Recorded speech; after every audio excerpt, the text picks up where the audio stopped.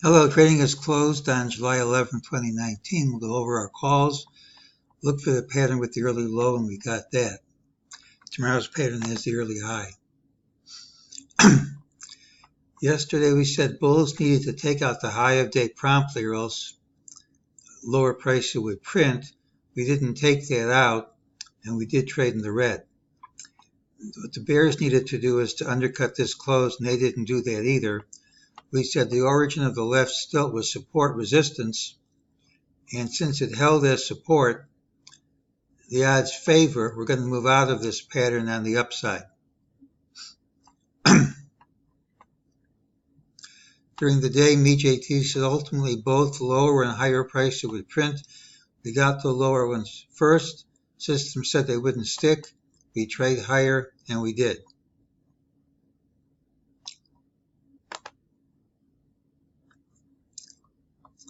We gapped up 2 days straight. We didn't close over any of these highs.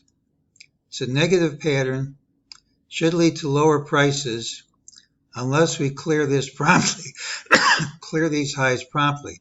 I think that's very likely since support held. In addition, tomorrow's pattern has an early high. Usually we close near the high of the day. If the pattern fails, we drop in a straight line.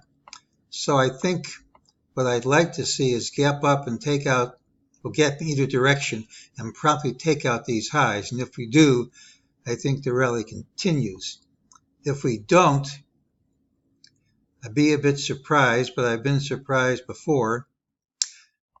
We're overbought.